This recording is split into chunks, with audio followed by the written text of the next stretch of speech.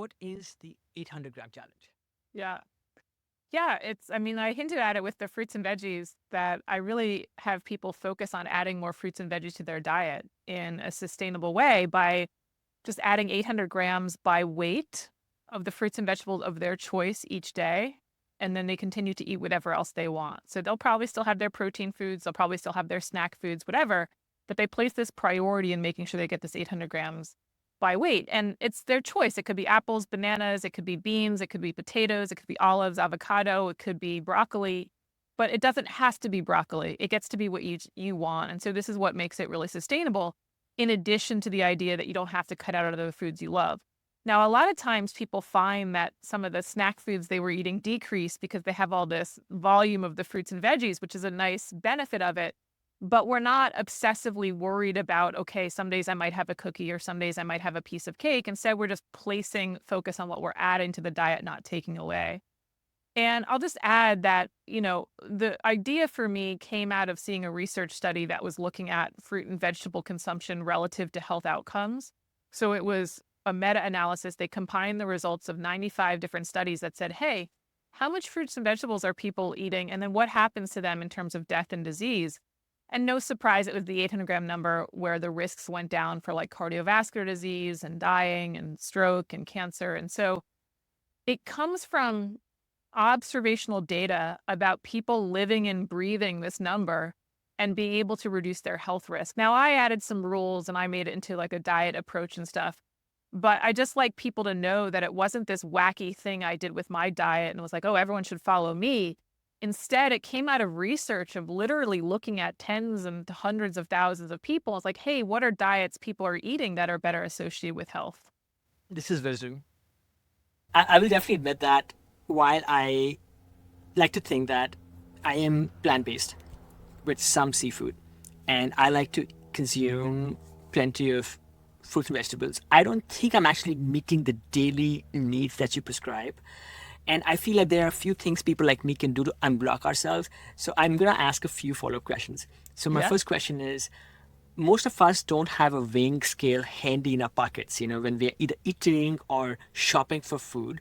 Are there any hacks on how we can uh, easily quantify what that amount of food looks like?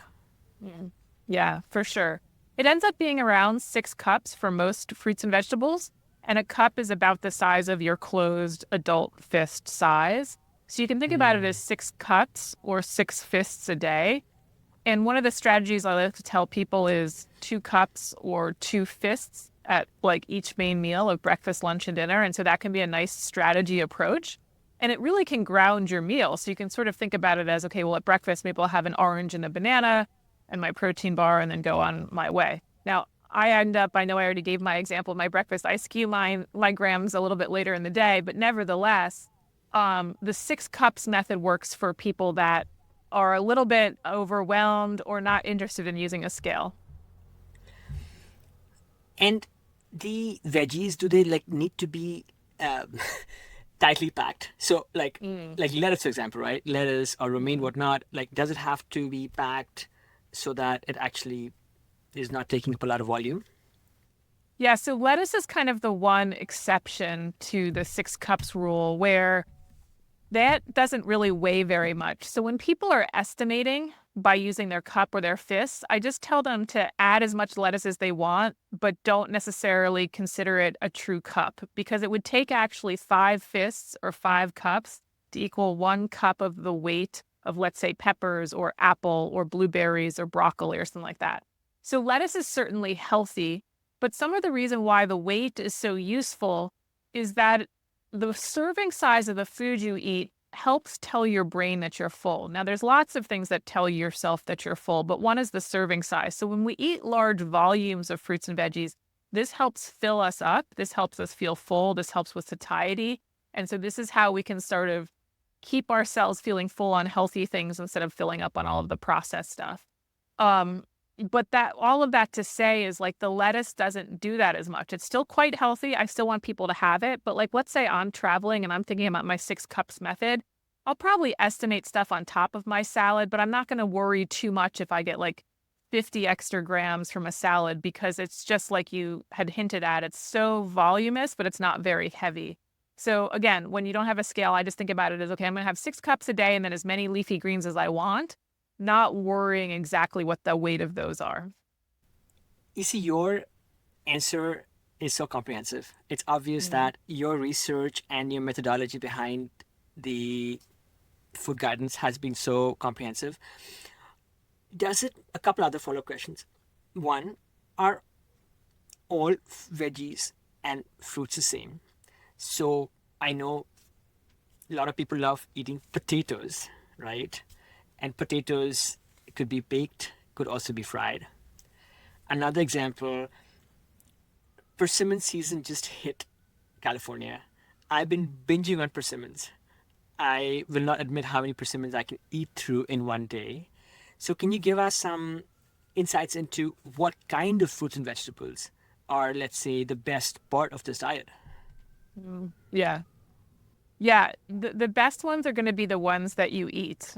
And I know that sounds silly or that sounds flippant, but the best ones are the ones that you eat. I don't allow fried potatoes, so we can't do French fries. But if you want to roast them at home, that's fine. If you want to bake them at home, that's fine. But not commercially fried French fries from McDonald's; those don't count. But other potatoes count.